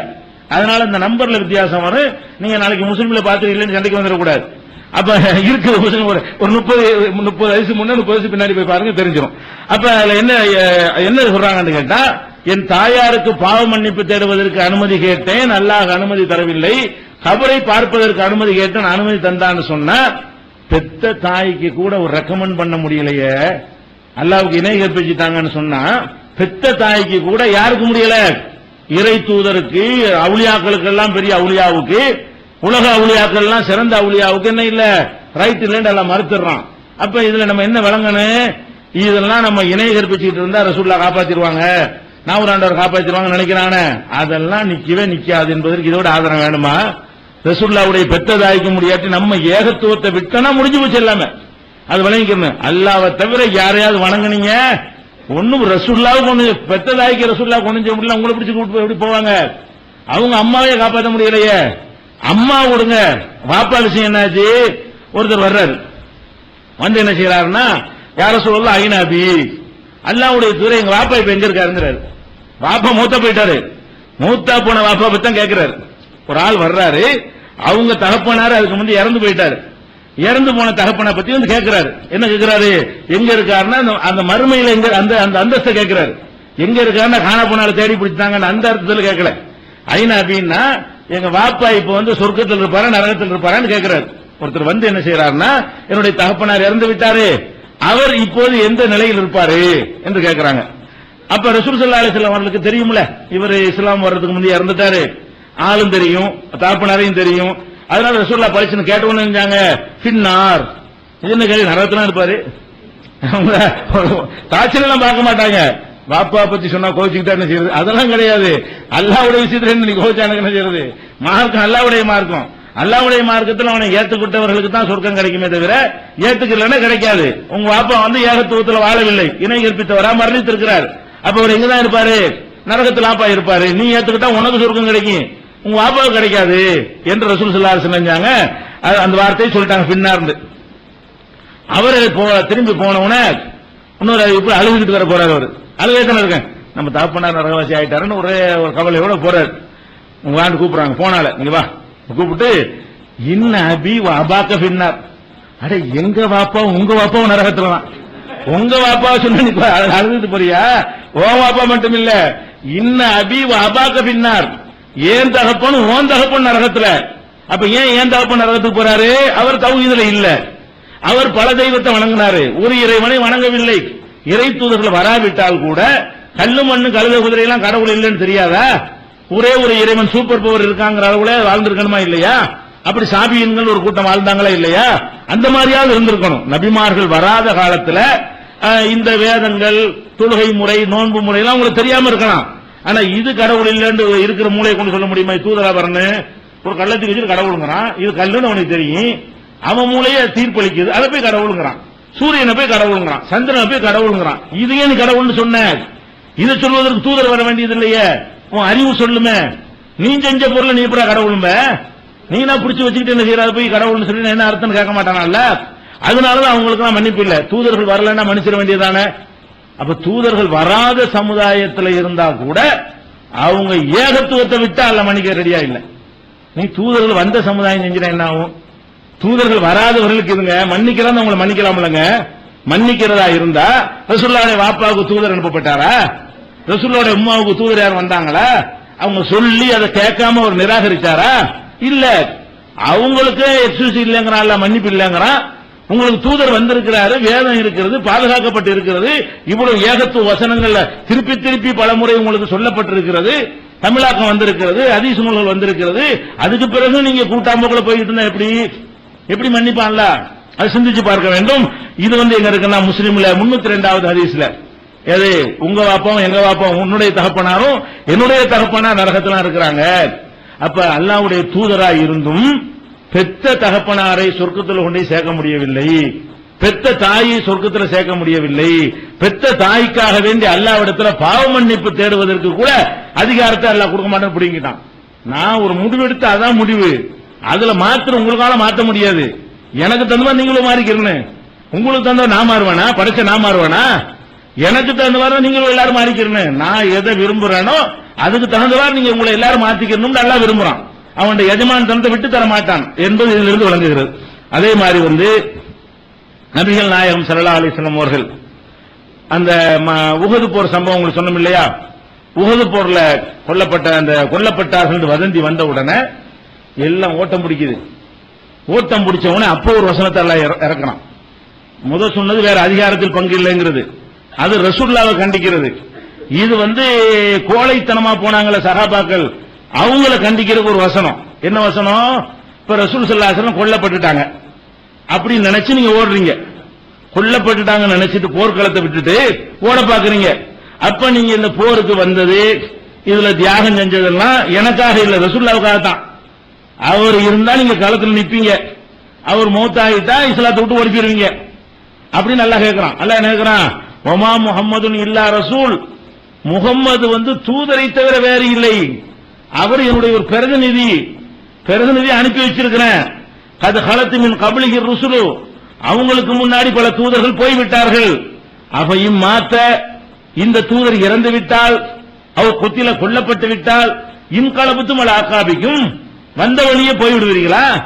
இந்த தூதர் இருக்கிற வரைக்கும் நாங்க இஸ்லாத்தில் இருப்போம், தூதர் போயிட்டாருன்னா எங்களுக்கு வேண்டியல நாங்க விட்டு ஓடி போயிருவோம் அப்படின்னா நீங்க அவருக்காக இஸ்லாத்துக்கு வந்தீங்களா? எனக்கு பயந்து வந்தீங்களா? என்னுடைய நரகத்துக்கு பயந்து நீங்க வரணும், என்னுடைய விசாரணைக்கு பயந்து வரணும், நான் தரக்கூடிய சொர்க்கத்துக்கு ஆசைப்பட்டு வரணும். முகமது அவர்கள் மீது உங்களுக்கு ஒரு பாசம் அதுக்காக வரக்கூடாது. முகமது இருக்கிற வரைக்கும் நாங்க இருப்போம், முகமது போன பிறகு எங்களுக்கு என்னத்துக்கு அப்படின்னு போனீங்கன்னா அதெல்லாம் சொல்லி காட்டுறான். அவ கொத்தில கொல்லப்பட்டு விட்டால் இன்கலபத்தும் அலா அகாபிக்கும், வந்த வழியே போய்விடுவீர்களா? உமை என் கழிபால் அகிபைகி, யார் வந்த வழியே ரிவர்ஸ் போய்விடுகிறானோ கொலையல் உரல்லாக செய்யா, அவன் அல்லாவுக்கு எந்த கேடும் செய்ய முடியாது, போனா போய் தொலைஞ்சு போடான்றாங்க. நீ ரசூலுல்லாஹ்வுக்காக தான் இந்த மார்க்கத்துக்கு வந்தானா போய்கிட்டே இரு, எனக்காக வந்தா இரு, எனக்காக என்னுடைய வல்லமையை நினைத்து நீ வந்திருந்தால் இங்க இருக்க வேண்டும். நீ ரசூலுல்லாஹ் இருக்கிற வரைக்கும் நான் இருப்பேன், அதுக்கு பிறகு எனக்கு இஸ்லாம் வேணான்னு போனீங்கன்னா போயிட்டே இரு, உன்னால எனக்கு எந்த கேடும் செய்ய முடியாது, என்ன உனக்கு கேடு செய்ய முடியும்? கொலையல் உரல்லாக செய்ய, அல்லாவுக்கு எந்த கேடும் செய்ய முடியாது. ஒச எஜ்ஸில்லாஹு ஷாக்கிரீன், நன்றியோடு நடக்கக்கூடியவர்களுக்கு நான் கூலி தருவேன், நன்றி கெட்டவனுக்கு நான் கூலி தர மாட்டேன். இது நன்றி கெட்டவன் ரசூலுல்லாஹ் இருக்கிற வரைக்கும் நாங்க இருப்போம், ரசூலுல்லாஹ் போனா போயிருவான், இவன்லாம் நன்றி கேட்டவன், இவனை வந்து நான் பார்க்கிற விதத்துல பாத்துக்கிறேன் நல்லா கண்டிக்கிறான். இது 3வது சூறாவுல 144வது வசனத்தில் இருக்கிறது. இது இன்னொரு சந்தர்ப்பத்தில் இந்த வசனத்தை வந்து அபூபக்கர் ரலியல்லாஹு அன்ஹு யூஸ் பண்ணி காட்டுறாங்க. அது என்ன சந்தர்ப்பம்? நபிகள் நாயகம் ஸல்லல்லாஹு அலைஹி வஸல்லம் அவர்கள் மரணித்து விடுகிறார்கள். அவங்க மரணித்த உடனே சஹாபாக்கள் இவ்வளவு ஆயத்துகள் இருந்தும் இவ்வளவு தெளிவாக தௌஹீத போதிச்சு இருந்தும் சஹாபாக்கள் எப்படி இருந்தாங்கன்னு பாருங்களேன். ரசூலுல்லாஹ் மௌத்தாயிட்டாங்க, மௌத்தாவலங்கறாங்க எல்லாரும். ரசூல் ஸல்லல்லாஹு அலைஹி வஸல்லம் மௌத்தாயிட்டாங்க, அவங்களுடைய மூச்சு பேச்சு இல்ல, அப்படி போட்டபடி கிடக்குறாங்க. அப்ப அவங்க பேச மாட்டேங்கிறாங்க, சாப்பிட மாட்டேங்கிறாங்க, சிரிக்க மாட்டேங்கிறாங்க, கூப்பிட்டா ஏண்டு கேட்க மாட்டேங்கிறாங்க, கைகால் துரும்புதல் அசைவு கூட இல்ல, அப்படி இருக்கிறாங்க. நல்லா தெரியுது இறந்து போயிட்டாங்கன்னு. ஒண்ணு வேணா ஒரு ஆள் இறந்துட்டாருன்னு பாக்குற, கையில கொண்டு மூக்குல கையை வச்சு பார்த்தா தெரிஞ்சுட்டு போக போகுது. அதுல நெஞ்சு ஏறி இறங்குறத வச்சு என்ன செய்யலாம், மூத்தா போயிட்டாங்களா இருக்கிறாங்களா தெரிஞ்சிடலாம். இதுக்கெல்லாம் அவங்க ரெடியா இல்ல. ரசூலுல்லாஹ் மேல வச்ச அந்த பாசத்தின் காரணமாக அவங்க என்ன செஞ்சாங்க, ரசூல் ஸல்லல்லாஹு அலைஹி வஸல்லம் மௌத்தா இருக்கிறாங்க, மௌத்தாக கூடாதுன்னு அவங்க நினைக்கிறாங்க. மௌத் ஆயிட்டாங்க, அது உண்மை, அது யதார்த்தமான உண்மை. சஹாபாக்கள் அதிகமான பேர் என்ன நினைக்கிறாங்கன்னா, அது எப்படி ரசூலுல்லாஹ் மௌத்தா வருது, அல்லாஹ்வுடைய சுன்னத் சாதாரண ஆளா, அவங்க மௌத்தா வாங்களா, அது எப்படி மௌத்தா வருதுங்கிற அளவு அவங்க நினைக்கிறாங்க. அது மாத்திரம் இல்லாம என்ன செய்யறாங்கன்னா, இது யாரும் நினைக்கிறா, சாதாரண நேத்து முந்தா நாள் இஸ்லாத்துக்கு வந்த சஹாபிகள் மட்டும் நினைக்கல, உமர் ரலியல்லாஹு அன்ஹு தலைமையில் ஒரு பெரிய கூட்டமே நினைக்குது. உமர் ரலியல்லாஹு அன்ஹு யாரு, இன்னல்லாஹ லா யன்திகு அலா லிசானி உமர், உமருடைய நாவில் அல்லாஹ் பேசுகிறான்ங்கறாங்க ரசூல் ஸல்லல்லாஹு அலைஹி வஸல்லம். உமருடைய நாவில் அல்லாஹ் பேசும், அவர் சில விஷயங்கள் அவர் சொல்லுவாரு, அது மாதிரி வஹி வரும். அப்படி ஒரு சிறந்த ஒரு சஹாபி என்று பாராட்டப்பட்ட உமர் ரலியல்லாஹு அன்ஹு அவர்கள் என்ன செய்றாங்க, கையில வாளை எடுத்துக்கிட்டு, எவனாச்சும் ரசூலுல்லாஹ் மௌத்தா போனதா சொன்னீங்க தலையை சீவிடுவேங்கிறார். உமர் ரலியல்லாஹு அன்ஹு அவர்கள் கையில வாளை எடுத்துக்கிட்டு, ரசூலுல்லாஹ் மௌத்தா போய் இருக்கிறாங்க நல்லா தெரியுது, மௌத்தா போனதா சொன்னீங்கன்னா தலை இருக்காது, அவ்வளவு அந்த மிரட்டி வேற அந்த கருத்துக்கு ஆள் சேர்க்கிறார். அதிகமான பேர் அவர் பக்கம் தான் இருக்கிறாங்க, கொஞ்சம் நெஞ்சம் பேர் ரசூலுல்லாஹ் மௌத்தா போயிட்டாங்க நினைக்கிறாங்க. அந்த கொஞ்சத்தையும் காலி பண்றது என்ன பண்றாரு, மிரட்டுறாரு. எவனா சொன்னீங்க தலை இருக்காது, அவளுக்கு ரசூலுல்லாஹ் மேல முகப்பத்து இருந்த உண்மைதான். அப்ப என்ன ஆகுதுன்னா, அபூபக்கர் ரலியல்லாஹு அன்ஹு அந்த ஸ்பாட்ல இல்ல. ஏன்னா அபூபக்கர் அவர்கள் மதீனாவுல வசிக்கல, மதீனாவுக்கு வெளியே சனஹ் ஒரு ஏரியாவுல எக்ஸ்டென்ஷன் ஏரியா இருக்கும் இல்லையா, அந்த ஏரியாவுல அவருடைய குடியிருப்புலாம் இருக்கிறது. ரசூல் ஸல்லல்லாஹு அலைஹி வஸல்லம் மரணம் செய்து கேள்விப்பட்டு வேகமா என்ன செய்யறாரு, அவர் கொஞ்சம் லேட்டா வர்றாரு. இவ்வளவு இந்த ஒரு கூட்ட அசம்பிள் ஆகுற வரைக்கும் அவர் அந்த இடத்துல இல்ல. உடனே வர்றாரு, வந்தவுடனே நிலைமையை பார்த்தா விளங்கிட்டாரு, மக்கள் பூரா ஒரு மாதிரியா இருக்கிறாங்க, ரசூல் ஸல்லல்லாஹு அலைஹி வஸல்லம் மௌத்தாவலங்கிற கருத்து தான் அனைவர்ட்டையும் இருக்குன்னு தெரியுது. நேரா வந்து என்ன செய்யறாங்க, ரசூல் ஸல்லல்லாஹு அலைஹி வஸல்லம் போர்வை மூடி வச்சிருந்தாங்களா, முகத்தை நீக்கி நெத்தியில முத்தமிட்டார்கள். முத்தமிட்டு விட்டு என்ன செய்யறாங்கன்னா, அவனுக்குள்ளே ரசூலுல்லாஹ்ட்ட பேசுற மாதிரி ஒரு செய்தியை சொல்றாங்க. திபுத்த ஹய்யன் வ மையிதா, நீங்கள் உயிரோடு இருக்கும் பொழுதும் வாசமாக இருந்தீர்கள், மையித்தா இருக்கும் பொழுது, மையித்துங்கிற வார்த்தையை போடுறாங்க, உயிரோடு இருக்கும் மூத்தாயிட்டாங்கிறத அவ்வளவு அற்புதமா மக்களுக்கு புரிய வைக்கிறாங்க. மூத்தாவலன்னு ஒரு கூட்டம் சொல்லிட்டு இருக்குல்ல, அவங்களுக்கு புரிய வைக்கிற மாதிரி ரசூலுல்லாஹ்வை பார்த்து பேசுற மாதிரி என்ன செய்யறாங்க, முதல்ல திபுத்த ஹய்யன் வ மையிதா, நீங்கள் ஹயாத்தோட இருக்கும் போதும் நறுமணமாக இருந்தீர்கள், மையித்தாக இருக்கக்கூடிய நேரத்திலையும் நீங்கள் நறுமணமாக இருக்கிறீர்கள். ஒரு பணத்தை பார்த்து வாசனை அடிக்கும்ல, துர்நாத்தம் அடிக்கும்லங்க, அதெல்லாம் இல்லாம நீங்கள் இறந்த பிறகு கூட உங்க உடல் நாற்றம் அடிக்கல, இறந்துட்டீங்கிறது அவ்வளவு அழகா பதிய வைக்கிறார். பதிய வச்சுட்டு என்ன செய்யறாங்க, அடுத்து என்ன செய்யறாருன்னு கேட்டா, உங்களுக்கு அல்லாஹ் ஒரு மூத்தை தான் தந்தான், மா ஜாலல்லாஹு லக்கல் மூத்தத்தை இல்லல் மூத்தத்தல் ஊலா. சில பேர் நினைஞ்சாங்கன்னா, மூத்தா போயிட்டாங்க எந்திரிச்சு வாழ்ந்துட்டு அப்புறமேல் முன்னோர்க்க மௌத்தா போவாங்க, அப்படி சில பேர் மௌத்தாவே போகலன்னு ஒரு கூட்டம், அவங்களுக்கு இந்த பதில். இன்னொரு கூட்டம் என்ன பண்ணிட்டு இருந்தாங்க, பார்த்தா தெரியுது மௌத்தா போனது, ஆனா மௌத்தா போக கூடாதுன்னு விரும்புறாங்க. அப்ப என்ன நினைக்கிறாங்க, இது ஃபார்மாலிட்டி மௌத்து, மறுபடியும் எந்திரிச்சு உட்காருவாங்க பாருங்களேன், அதுக்கப்புறம் அப்படின்னு சொல்லிட்டு ஒரு கூட்டம் சொல்லிட்டு இருக்குது. அதுக்கு மறுப்பா என்ன செய்யறாரு, அதுக்கு அபூபக்கர் சொல்றாங்க, மா ஜஅலல்லாஹு லக்கல் மௌத்தத்தை இல்லல் மூத்தத்தல் ஊலா, முதல் மௌத் இருக்குத, அந்த ஒரு மௌத்தை தவிர வேற ஒரு மௌத்து உங்களுக்கு கிடையாது, அந்த மௌத்தை நீங்கள் அடைந்து விட்டீர்கள், ஒரு மௌத்தை தவிர இன்னொரு மௌத்து உங்களுக்கு கிடையாது, அந்த ஒரு மௌத்து இப்ப உங்களுக்கு வந்து விட்டது அப்படிங்கறதையும் தெளிவா சொல்றாரு. அது இது சிலையடையா ஒரு சூசகமா ஒரு மென்மையா சொன்னார்ல, அதுக்கப்புறம் வெளியே வர்றாரு. வெளியே வந்து மக்களை நோக்கி என்ன செய்யறாரு, மன்கான யாபுது முஹம்மதன் இன்ன முஹம்மதன் கத்மாத், நீங்கள் முகம்மதை வணங்கக்கூடியவர்களாக இருந்தால், அல்லாஹ் வணங்காம முகம்மதை நீங்கள் வணங்கக்கூடியவர்களாக இருந்தால் தெரிஞ்சுக்கிறங்க, முகமது இறந்து விட்டார்கள் இப்படி சொல்றாங்க. இப்படி பேரை சொல்லி தலையடிச்ச மாதிரி சொல்லவே மாட்டாங்க. ரசூல் ஸல்லல்லாஹு அலைஹி வஸல்லம் அவர்களை இந்த மாதிரியாக என்ன செய்ய மாட்டாங்க, அபூபக்கர் பயன்படுத்தவே மாட்டாங்க. ஆனா அந்த இடத்துல வந்து அல்லாஹ்வுடைய கண்ணியத்தை ஒசத்த வேண்டும்ங்கிறதுக்காக வேண்டி இப்படி சொல்றாங்க. எப்படி சொல்றாங்க? மன்கான யாபுது முஹம்மதன், முகம்மதை நீங்கள் வணங்கக்கூடியவர்களாக இருந்தால் தெரிந்து கொள்ளுங்கள், இன்ன முஹம்மதன் கதுமாத், முகமது இறந்து விட்டார். ஒமன்கான யாபுதுல்லா, அல்லாஹ்வை வணங்கக்கூடியவர்களாக இருந்தால் சொல்லுங்கள், ஃபஹுவ ஹய்யுல் லா யமூத், அவன் தான் சாகாம உயிரோடு இருக்கிறவன். நீங்க ரசூல் ஸல்லல்லாஹு அலைஹி வஸல்லம் அவர்கள் சாகாம உயிரோடு இருக்கிறாங்கன்னு சொன்னாலேயே அவங்கள கடவுளாக்கிட்டீங்கன்னு அர்த்தம், அவங்கள வணங்கிட்டீங்கன்னு அர்த்தம். தனியா போய் கடவுள்னு பேர சொல்லணும் அவசியம் கிடையாது. சாக மாட்டார்னு சொன்னாலே முடிஞ்சு போச்சு கதை, அல்லாஹ் வாங்கிட்டு அர்த்தம். சாக மாட்டாருங்கிற அல்லாஹ்வுக்கு உள்ள தன்மை இல்லைங்க. லேட்டா சாவ ஈசா நபி சாவலன்னு சொன்னாலும் லேட்டா சாவ போறாரு, சாவ மாட்டாருங்கிறவருக்கு வரல. இப்ப சாவலையே தவிர இப்ப சாவுறதுக்காக தனியா அல்லாஹ் இறக்கி வைக்கிறான். அவரை தூக்கிட்டு போய் அப்படி வச்சிருக்கலாம். இருந்தாலும் என்ன செய்யறான், நீ சாகாம தூக்கணும்னால இறக்கி விட்டு அல்லாஹ் சாவடிக்க போறான் ஈசா நபிய. அது சாகாத யாராவது இருக்க முடியுமா? கொஞ்சம் லேட்டா சாவார்னு சொல்லலாம், சாகவே மாட்டாருன்னா அது எப்படி கடவுளா? அப்ப அல்லாஹ் என்ன பண்றான், அபூபக்கர் என்ன பண்றாங்கன்னு அழகா சொல்றாங்க. அல்லாஹ்வை வணங்குறவனா இருந்தா தெரிஞ்சுக்கிறங்க, அவன் தான் சாகாமல் உயிரோடு இருக்கிறவன். இதை சொல்லிட்டு அந்த வசனத்துக்கு போடுறாங்க. எந்த வசனத்தை? அந்த உஹது போர் வசனம் இருக்க, ஒமா முஹம்மதுன் இல்லா ரசூல், முகமது தூதர் தான், அவருக்கு முன்னாலே தூதர்கள் போய்விட்டார்கள், அவர் இறந்து விட்டால் கொல்லப்பட்டு விட்டால் வந்த வழியே நீங்கள் போய்விடுவீர்களா?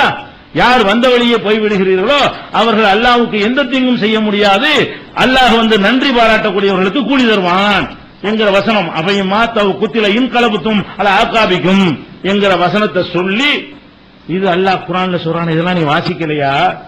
அவர் இறந்து விட்டால் அல்லாஹ் சொல்றதுல இருந்து இறப்பார்னு உங்களுக்கு புரியலையா? அவர் கொல்லப்பட்டு விட்டார்னு சொல்லும் பொழுது அவர் கொல்லப்படவும் செய்யலாம்னு உங்களுக்கு விளங்கலையா? அதையா ரசூலுல்லாஹ் இறக்கவே மாட்டாங்கங்கறீங்க என்று அந்த மக்களுக்கு புரிய வைக்கிறாங்க.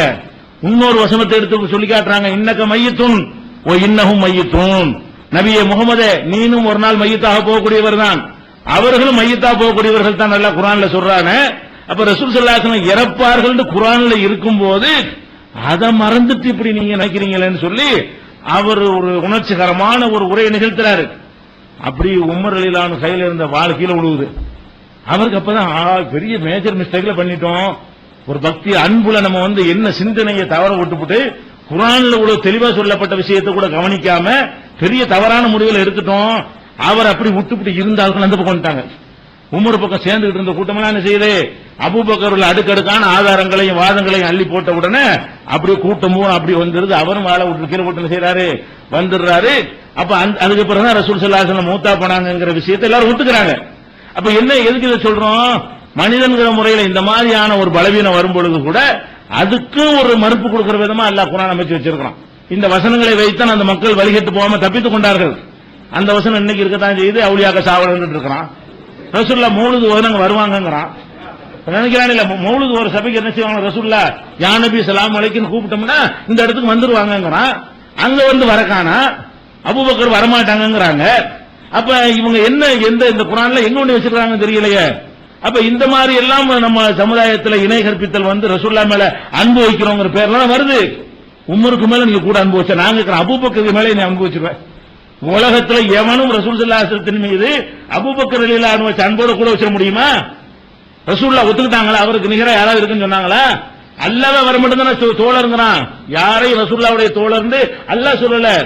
ஹிஜ்ரத் செஞ்சு போகும் பொழுது ரெண்டு பேரும் அந்த குகையில் இருந்தாங்களே மறைந்து, அதை சொல்லும் பொழுது இது யகூல் லி சாஹிபிஹி, ரசூல் ஸல்லல்லாஹு அலைஹி வஸல்லம் அவர்கள் தன்னுடைய தோழருக்கு சொன்னார். தோழர்னு அல்லாஹ்வே தோழர்னு யாரை தான் சொல்றான்? அபூபக்கர் தான் சொல்றான். லா தஹஸன் இன்னல்லாஹு மஅனா, கவலைப்படாத நம்மோடு அல்லாஹ் இருக்கிறான். அந்த வசனம் இறங்குத. அந்த வசனத்திலே இவருக்கு என்ன பேரு? ரசூலுல்லாஹ்வுடைய தோழர். மரண தருவாயில ரசூலுல்லாஹ் இருக்கிறாங்க. ஆளுக்கு நோய் விசாரிக்க அன்புல வந்து விசாரிக்க வந்தா நோயாளிக்கு ரொம்ப டிஸ்டர்பா இருக்கும்ல. நோயாளிகள் அடிக்கடி போய் விசாரிக்க போறேன்னு நினைச்ச கூடாது. சும்மா தூரம் கண்ணாடி வழியா பார்த்துட்டு அது ஒரு கணக்கு. நல்லா இருக்கு இப்படி இருக்கு, அவனே யாரும் வராம இருந்தா நல்லது நினைப்பான். ஒரு சில நோய்களுக்கு வந்து ஆளுக்கு வந்து நம்மளை விசாரிக்காம இருந்தா நல்லா இருக்குன்னு நினைப்பான் இல்ல. அந்த மாதிரி ரசூல் ஸல்லல்லாஹு அலைஹி வஸல்லம் அவர்கள் வேதனையில இருக்கக்கூடிய நேரத்துல ஆளாளுக்கு போயிட்டு நல்லா இருக்கா எப்படி இருக்கிறியா இப்படி கேட்கும் போது அவங்களுக்கு ரொம்ப டிஸ்டர்பா இருக்குது. அப்ப என்ன செஞ்சாங்க, யாரையும் வரக்கூடாதீங்க எனக்கு தொந்தரவா இருக்குது, அபூபக்கரை தவிர ஒருத்தர் வரக்கூடாதுட்டாங்க. இப்படி ரசூல் ஸல்லல்லாஹு அலைஹி வஸல்லம் அவர்கள் மரணிக்கிற நேரத்தில் அபூபக்கரின் வாசலை தவிர எல்லா வாசலையும் அடையுங்கள், அவர் மாத்திரம் இப்ப வேணா வந்து பார்த்துட்டு போகட்டும் என்ற அளவுக்கு அவரை நேசிச்சாங்க ரசூல் ஸல்லல்லாஹு அலைஹி வஸல்லம். அதே மாதிரி அபூபக்கர் ரசூல் ஸல்லல்லாஹு அலைஹி வஸல்லம் சொன்னாங்க, உலகத்திலேயே எந்த மனிதருக்காவது நான் நன்றி கடன் பட்டிருக்கிறேன் என்று சொன்னால் அபூபக்கருக்கு பட்ட அளவுக்கு நான் யாருக்கு நன்றி கடன் படல. பொருளாதாரத்தை அள்ளி கொடுத்து அவர் தான் கொடுத்தார். துவக்கத்தில் மக்காவில் இருந்த காலத்தில் அவர் தான் அள்ளி கொடுத்தார். மதீனாவுக்கு வந்து அவர் தான் அள்ளி கொடுத்தார். ஹிஜ்ரத்து போறதுக்குரிய வாகனம் வாங்க கூட ரசூலுல்லாஹ்க்கு வந்து அவர் தான் அந்த வாகனத்தை ஏற்பாடு பண்ணார். அவருடைய பொருட்செலவுல தான் அழைத்து கொண்டு வந்தார். அப்ப அந்த மாதிரி எந்த ஒரு மனிதனுடைய பொருளாதாரமாவது அவர் யாருக்கு அதிகமாக பயன்பட்டிருக்குன்னு சொன்னா அபூபக்கருடைய தான் எனக்கு அதிகமாக பயன்பட்டிருக்கு. அப்ப அந்த அபூபக்கர் அவர்கள் ரசூலுல்லாஹ் மேல அவ்வளவு முகபத்து இருந்தும் கூட குர்ஆனு கட்டுப்பட்டு ரசூலுல்லாஹ் மனிதர் தான், அவங்க மனிதர் கூட மரணிப்பாங்க, எல்லாரும் மரணிக்கிற மாதிரி அவங்களும் மரணிப்பாங்க, மரணிக்காத தன்மை நம்ம கொடுக்க கூடாதுன்னு விளங்குனாங்களே. அப்ப அபூபக்கர் மாதிரி நம்ம முடிவெடுத்தா நமக்கு ரசூலுல்லாஹ் மேல முகபத்து இல்லங்கிறான். ரசூலுல்லாஹ் மௌத்தா போகலன்னு சொன்னா அதான் முகபத்து ஜாஸ்தின்னு நினைக்கிறான். அப்ப எல்லாம் யாருக்கு மேல வழங்கி வைத்திருக்கிறார்கள். அதுக்காக இதை சொல்லிக்கிறோம், இதை நம்ம யாவத்தில் வச்சுக்கணும். அதே மாதிரி நபிகள் நாயகம் ஸல்லல்லாஹு அலைஹி வஸல்லம் அவர்கள் இந்த ஏகத்துவ பிரச்சாரத்தை முதல்ல வந்து படிப்படியா தான் அல்லாஹ் உங்களுக்கு ஆர்டர் பண்றான். நபியான உடனே உலகத்துக்குலாம் போய் பிரச்சாரம் பண்ணுன்னு அல்லாஹ் சொல்லவே இல்லை. ஆரம்பத்தில் உங்களுக்கு வந்த கட்டளை என்ன, இக்ரு தான், நீ ஓது, நீ விளங்கிக்க, நீ புரிஞ்சிக்க, இந்த கட்டளை தான் உங்களுக்கு வந்தது. பிரச்சாரம் பண்ண சொல்லி ஒரு கட்டளையும் வரல. பிறகு என்ன கட்டளை வருது, சொந்தக்காரங்களுக்கு சொல்லு. இரண்டாவது கட்டளை எப்படி வருது, ஊர் உலகத்துக்கு சொல்றதுக்கு முன்னாடி வான்தீர் அஷீரத்தக்கல் அக்ரபீன், உன்னுடைய நெருங்கின சொந்தக்காரங்களுக்கு எச்சரிக்கை பண்ணு என்று வருது, வசனம் வருகிறது. வந்தோன்னு என்ன செய்யறாங்கன்னா நெருங்கின சொந்தக்காரங்க எல்லாம் கூப்பிடுறாங்க. நெருங்கின சொந்தக்காரங்க கூப்பிட்டு எப்படி கூப்பிடுறாங்க, யா யா பனி அப்துல் முனாஃப், அப்துல் முனாஃபுடைய மக்களே. அப்துல் முனாஃப் அவங்க பாட்டனாருடைய மக்கள், தன்னுடைய குடும்பத்தார அப்படி சொல்றாங்க. அப்துல் முனாஃபுடைய மக்களே, லா உகுனி அன்கும் மினல்லாஹி ஷையா, நீங்க இந்த மார்க்கத்தை ஏத்துக்கிட்டீங்கன்னா தப்பிச்சீங்க, ஏத்துக்கறலன்னு சொன்னா நான் உங்க குடும்பத்தை சேர்ந்தவன் தானே, நான் வந்து அல்லாஹ்ட்ட உங்களை என்ன காப்பாற்ற இயலாது. லா உகுனி அன்கும் மினல்லாஹி ஷையா, அல்லாஹ்விடம் இருந்து உங்களை கடுகளும் என்னால் காப்பாற்ற முடியாது. சொல்ற செய்தியை ஒழுங்கா வாங்கிக்க. லா இலாஹ இல்லல்லாஹ் நீ சொன்னாலே தவிர, அந்த கொள்கை ஏற்றுக்கொண்டாலே தவிர நீ வெற்றி பெற இயலாது என்று அவங்களுக்கு சொல்றாங்க. யா அப்பாஸ் இப்னு அப்துல் முத்தலிப், அப்துல் முத்தலிபுடைய மகன் அப்பாஸே, பெரியப்பா கூப்பிடுறாங்க. அப்துல் முத்தலிபுடைய மகன் அப்பாஸே, லா உகுனி அன்க மினல்லாஹி ஷையா, அல்லாஹ்ட்ட இருந்து உன்னை எனக்கு காப்பாற்ற முடியாது. நீ பெரியப்பாவா இருக்கலாம், ஆனா நீ இந்த மார்க்கத்தை ஏற்றுக்கொண்டால் தான் நீ வெற்றி பெற முடியுமே தவிர என்னுடைய பெரியவாப்பான்னு சொல்லி வெற்றி பெற முடியாது. நான் உன்னை காப்பாற்ற முடியாது, மறுமையில உனக்கு நான் எந்த உதவியும் எனக்கு செய்ய முடியாது. அதை யா வச்சுக்கேங்கிறாங்க. அதே மாதிரி யா சபியா அம்மத்த ரசூலில்லாஹ், அல்லாஹ்வுடைய தூதருக்கு மாமியாக இருக்கக்கூடிய சபியா அவர்களே, அல்லாஹ்வுடைய தூதராக எனக்கு நீங்க மாமியா இருக்கிறீங்க, அவங்க உங்களுக்கு சொல்கிறேன், லா உகுனி அன்கி மினல்லாஹி ஷையா, அல்லாஹ்விடம் இருந்து உங்களை எதுவும் நல்லா காப்பாற்ற, நீங்க நல்வழிக்கு வந்தாலே தவிர, அதன் மூலம் உங்களை நீங்கள் காப்பாற்றிக் கொண்டாலே தவிர நான் உங்களை காப்பாற்ற முடியாது. யா பாத்திமா பின்த முகமது, முகமதுடைய மகள் பாத்திமா பெத்த மகளையும் கூப்பிடுறாங்க. சொந்தக்காரங்கள் எல்லாம் எச்சரிக்கை சொல்லிவிட்டான். என்ன எச்சரிக்கை, யா பாத்திமா பின்த முகமது, முகமதுடைய மகள் பாத்திமாவே உனக்கும் சொல்றேன், சலி மாசியத்தி மாலி, என்னுடைய சொத்துக்களில் எதை வேண்டாலும் கேளு தருவேன். பெத்த மகள்ங்கிறக்கா என்ன செய்வேன், தருவேன். லா உகுனி அன்கி மினல்லாஹி ஷையா, அல்லாஹ்ட்ட இருந்து ஒண்ணும் செய்ய முடியாது. நீ ஒழுங்கா நடக்கலன்னு சொன்னா நான் உன்னை காப்பாற்ற முடியாது. பணம் வேணுமா, ரசூலுல்லாஹ் வசதியா இருந்தாங்க. மக்காவுல இருந்த காலம் வரைக்கும் செல்வ செழிப்போட ஹிஜ்ரத் பண்ற வரைக்கும் செல்வ செழிப்போட இருந்தாங்க. அது மகள்கிட்ட சொல்றாங்க, உனக்கு பணம் வேணுமா, என்னுடைய சொத்தை போறாங்க தருவேன், மகள் என்பதற்காக வேண்டி. அல்லாஹ்ட்ட காப்பாற்ற முடியுமானா முடியாது. நீ இந்த கொள்கையை ஏற்றுக்கொண்டாலே தவிர நீ ஹதீஜாவுடைய மகள் என்பதற்காகவோ என்னுடைய மகள் என்பதற்காகவோ நீ வெற்றி பெற முடியாது. இந்த கொள்கை ஏற்றுக்கிறேன்னு என்று அவர்கள் சொன்னதாக புகாரியில 2753 4770 இதெல்லாம் எதை காட்டுது, அவன் நம்ம லிமிட் தான் ரசூலுல்லாஹ் வழங்க வைக்கிறான். அல்லாஹ் என்ன செய்யறான், சொந்தக்காரங்களுக்கு எச்சரிக்கும் பொழுது நம்ம லிமிட் என்ன, எடுத்து சொல்றது நம்ம லிமிட், போதனை செய்யறது நம்ம லிமிட், மறுமையில வெற்றி பெற வைக்கிற நம்ம லிமிட் கிடையாது. அல்லாஹ் நார்னா என் பிள்ளைய கூட தண்டிச்சிருவான், அல்லாஹ் நார்னா எங்க பெரியப்பா கூட தண்டிப்பான், அவங்க பெரியப்பா சின்னப்பாங்கிற உறவை சொல்லிக்கலாம், யாரும் என்னால காப்பாற்ற முடியாது என்று சொன்னார்களே. அப்ப இதெல்லாம் இதுல இருந்து நம்ம என்ன பாடம் கத்துக்கொள்வது, கத்துக்கொள்ளவில்லை. அவங்க பெரிய ஆள் காப்பாற்றுவாங்க, மகான்களை காப்பாற்றுவாங்க, முரீது வாங்கினா காப்பாற்றுவாங்க, நம்மளை சொர்க்கத்தில் கொண்டு சேர்த்துருவாங்க. எவனும் அவங்க சேர்த்துட முடியாது. எந்த முறி அவன் போவானான்னு சொல்ல முடியாது. முரீது கொடுக்கறானே முரீது கொடுக்கறவன் சொர்க்கத்துக்கு போவான்னு சொல்ல முடியுமா? முரீது கொடுத்த காரணத்துக்கு இவன் நரகத்துக்கு போவான். முரீதுன்னு சொல்லணும்ல, ஏமாத்தின காரணத்துக்காக அது முரீதை பத்தி அப்புறம் வரும், அதெல்லாம் அதுக்கு தலைப்புல இருக்கிறது. அப்ப முரீதுன்னு ஏமாத்தின காரணத்துக்காக என்ன செய்வான்? நரகத்துக்கு போக போறான். அது ஒரு விஷயம். அடுத்து என்ன செய்யறாங்கன்னா, அதை விட முக்கியமானது, நபிகள் நீங்க உங்க இவ்வளவு பேர் உட்கார்ந்து இருக்கிறீங்க, புனித ரமலான் இருக்கிறது. இந்த ரமலான்ல கூட ஒரு 50 தடவையாவது பாவம் பண்ணி தெரிவிப்பீங்களா? டெய்லி தெரிவிக்க மாட்டீங்க. ரமலான்ல கூட ஒரு 50 தடவை கூட நீங்க பாவம் பண்ணி தெரிவிக்க மாட்டீங்க. ஆனா ரசூல் ஸல்லல்லாஹு அலைஹி வஸல்லம் அவர்கள் அவங்களுடைய எல்லா பாவத்தையும் எல்லாம் மன்னிச்சுட்டான். பாவ மன்னிப்பு தேடாட்டாலும் மன்னிச்சுட்டான். ஏன்? குர்ஆன்ல இப்படி சொல்லல, யக்ஃபிரு லக்கல்லாஹு மா தகத்தம மின் தம்பிக வ மா தஅக்கர். உன்னுடைய முன்பாவங்களையும் நான் மன்னித்து விட்டேன், பின்பாவங்களையும் மன்னிச்சுட்டேன் அல்லாஹ் சொல்லிட்டான். இன்னுமே நீ செஞ்சாலும், இந்த ஆயத்து இறங்குறதுக்கு முந்தி செஞ்சிருப்பிய அதையும் மன்னிச்சாச்சு. இந்த ஆயத்து இறங்குறதுக்கு பிந்தி என்னமா செய்வீல, நாளைக்கு அட்வான்ஸா, அந்த அட்வான்ஸா உனக்கு நான் மன்னிச்சுட்டேன், நாளைக்கு செய்யக்கூடியதையும் இன்னைக்கு அட்வான்ஸா உனக்கு மன்னிச்சுட்டேன் நல்லா சொல்லிட்டான். ரசூல் ஸல்லல்லாஹு அலைஹி வஸல்லம் என்ன பாவங்கள் அவங்கள்ட்ட நிகழ்ந்து இருந்தாலும் அதெல்லாம் எந்த கொஸ்டினும் கிடையாது. ஏன்? அல்லாஹ் முன் தேதி இட்டு மன்னிச்சிடறான். இருந்தாலும் அல்லாஹ்வுடைய தூதர் என்ன பண்றாங்க, நம்ம மனிதர் தானே, நம்மள்ட்ட தவறு ஏற்படாம இருக்குமா? தவறுனா என்ன? நம்ம தவறுனா நம்ம எதை நினைச்சிட்டு இருக்கிறோம்? கொல்றது, கொலை செய்யறது, வட்டி வாங்குறது, இதுதான் தவறு நினைச்சிட்டு. இது மட்டும் தானே தவறு? ஒரு மனுஷன் தப்பா நினைக்கிற தவறு இல்லையா? கோல் சொல்றது தவறு இல்லையா? பொய் பேசுறது தவறு இல்லையா? ஒரு ஆளை பத்தி கிண்டல் பண்றது தவறு இல்லையா? நிறைய தவறுகள் நம்மகிட்ட இருக்கிறது. அப்ப அந்த மாதிரியான தவறுகள் எல்லாம் இல்லாத மனிதர் இருக்க முடியாது என்பதற்காக வேண்டி ரசூல் ஸல்லல்லாஹு அலைஹி வஸல்லம் சொல்றாங்க, வல்லாஹி அல்லாஹ்வின் மீது ஆணையிட்டு சொல்கிறேன், லா அஸ்தக்ஃபிருல்லாஹ வ அதூபு இலைஹி ஃபில் யௌமி அக்ஸர மின் 70 மர்ரா. தினமும், ரமலானுக்கு மட்டுமில்ல, தினமும் 70 தடவைக்கு மேல் என் இறைவனிடத்தில் நான் பாவ மன்னிப்பு கேட்டுக்கிட்டே இருக்கிறேன். ஏன்? நானும் மனிதன், என்னுடைய தவற பிடிச்சா என்ன ஆகுறது? மன்னிச்சுட்டேன்னு சொன்னாலும் நான் என்ன செய்யறேன்? எனக்கு உறுத்துது, நான் கேட்கிறேன். மனிதன் என்ற முறையினுடைய தவறுகளுக்காக வேண்டி ஒரு நாளைக்கு 70 தடவைக்கு மேல நான் அல்லாஹ்விடத்தில் பாவ மன்னிப்பு கேட்டுக்கொண்டே இருக்கேன்னு சொல்றாங்களே, அவங்க தங்களுடைய எல்லை எங்க? நம்ம என்ன செய்யறோம்? இவங்க அவங்கள்ட்ட போய் பாவ மன்னிப்பு கேட்கறான். இவங்க அந்த கப்பாருள் ஹதாயாங்கிறான், நபியே நீங்க தான் எங்க பாவத்தை மன்னிக்கணுங்கிறான். அவங்க சொல்றாங்க, நானே அல்லாஹ்ட்ட 70 தடவைக்கு கேட்டுட்டு இருக்கேங்கிறாங்க. 70 தடவைக்கு மேல டெய்லி நான் பாவ மன்னிப்பு கேட்கறாங்கிறாங்க.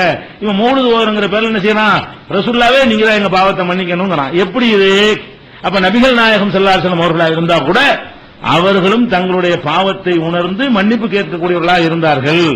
இது புகாரியில 5832வது ஹதீஸில் இருக்கிறது. அதே மாதிரி ரசூல் ஸல்லல்லாஹு அலைஹி வஸல்லம் அவர்கள் இன்னும் சில அவங்களுடைய பிரார்த்தனைகள், அவங்களுடைய வாழ்க்கையில் நடந்த சம்பவங்கள்லாம் இருக்கிறது. இது நம்ம தொடர்ச்சி எறிகிற மாதிரி தான் எல்லா வாதங்களும். நீங்க ஒரு விஷயமே அதிகமா போகுது நினைக்க கூடாது. அதிகமா போனாலும் முழுமையா போயிடணும், தெளிவாக போய்விட வேண்டும். இது இங்க வந்திருக்கிற உங்களை மட்டும் கருத்தில் கொண்டு இல்ல, காலகாலத்துக்கு இந்த ஏகத்துவத்தை பிரச்சாரம் செய்யக்கூடிய எதிரான கருத்தில் உள்ளவர்களுக்கு பயனளிக்க வேண்டும் என்கிற ஒரு நோக்கத்திற்காகத்தான் சொல்லப்படுகிறது. அதனால இது சம்பந்தமா எவ்வளவு ஆதாரங்கள் வந்திருக்கிறதோ அவளையும் நம்ம கூடுதலா தெரிஞ்சு கொள்ள வேண்டும். தெரிஞ்சுக்கிறது அல்லாஹ் சொல்றான். 1 போதும் 2 போதும் அல்ல 2 நிப்பாட்டிக்கலாம்ல. இப்ப நான் சொன்ன எல்லாம் குர்ஆன்ல இருக்கிறது. இப்ப நான் சொன்ன எல்லாமே ஹதீஸ்ல எடுத்து காட்டுறேன். அல்லாவே 2-3 சம்பவம் போதும் 2-3 விட்டுருப்பான்ல, அவனே நிறைய திருப்பி திருப்பி சொல்வதிலிருந்து என்ன விளங்குது? இன்னும் இருக்கு நிறைய, கொஞ்சம் தான் உங்களுக்கு சொல்லி இருக்கு. அப்ப இவ்வளவு திருப்பி திருப்பி அல்லாஹ் சொல்றான்னு சொன்னா நம்மளும் திருப்பி திருப்பி சார்ஜ் ஏற்றிக் கொள்ள வேண்டும். ஏகத்துவதில் தடுமாறி போயிருவோம். இப்படி திருப்பி திருப்பி ஏத்தாத காரணத்தினாலதான் நம்முடைய அப்பன் பாட்டன்மார்கள் சமாதி வழிபாடு செய்யக்கூடியவர்களா மாறி போனார்கள். நம்ம மாறக்கூடாது, நம்ம பிள்ளைகள் மாறக்கூடாது என்று சொன்னால் இந்த ஏகத்துவத்தினுடைய சார்ஜ் அதிகமாக நம்ம ஏற்றிக் கொள்ள வேண்டும் என்பதற்கு தான் இது நினைவூட்டப்படுகிறது. இன்ஷா அல்லாஹ் இது தொடர்பான மற்ற விஷயங்களை நாளை தினம் பார்க்கலாம். அஸ்ஸலாமு அலைக்கும்.